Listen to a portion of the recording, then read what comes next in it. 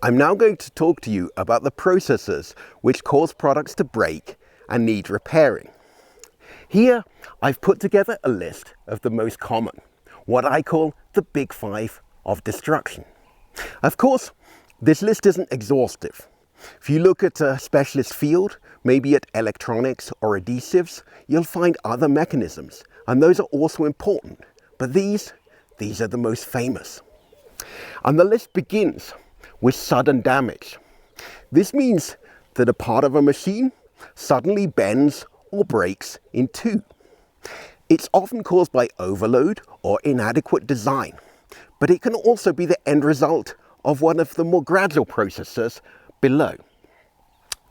A good example would be, you're riding your bike, you want to pull some tricks, you push down on the pedals to do a wheelie, and one of the pedals breaks off. You can't ride your bike anymore because it's only got one pedal. And next, we come to wear. Wear means that two parts rub together and material comes off. It's like this green chalk. When I drag this down the blackboard, it leaves a line. And the material that comes off can either be powdery like the chalk, or it can be waxy like a crayon. But the problem is, it changes the dimensions of the parts. If you think of a car engine, it has pistons which move up and down many times a second in the cylinders. And over time, wear causes the piston to get smaller and the cylinder to get larger. And eventually, it'll reach the point where the piston rings can no longer seal the piston in the cylinder, and the combustion gases leak past into the crankcase. The engine loses power and it probably starts to rattle. And then we come to corrosion. Corrosion is chemical action which takes a good, strong, useful material and turns it into a bad, weak, useless one.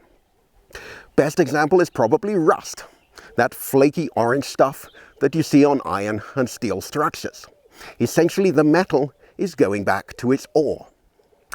If you have a ship which sails the seas for decades, where the paint gets scraped and ages and falls off, you'll find that the brine attacks the surface, causing rusting and thinning the steel plates of the hull. And eventually, the pressure may push through, creating a hole. The water fills the hull and the ship no longer floats. It sinks. It's no good anymore. And then there's fatigue. Fatigue means that a part which is subjected to cyclic forces. So it's stretched and then it's compressed, and this happens again and again, can develop cracks slowly over time. A good example is an excavator. Has an arm which digs holes in the ground. Maybe this arm goes through 6 cycles a minute. Over the years though, that's millions of cycles.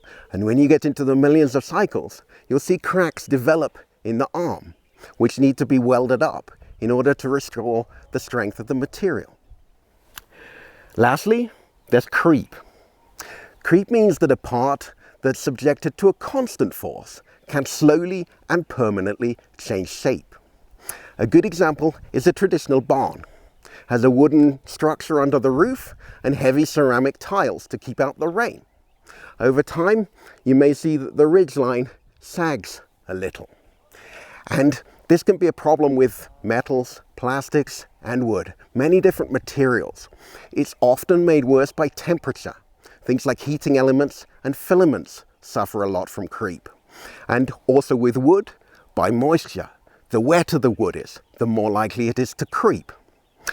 Creep also has a cousin called relaxation, which means that the shape of the part is held constant under stress, and yet over time, if it relaxes, that stress disappears. This is a problem with rubber seals, because the rubber seals need a certain pressure to keep out the air or the water. And if that pressure disappears, the seal doesn't work anymore.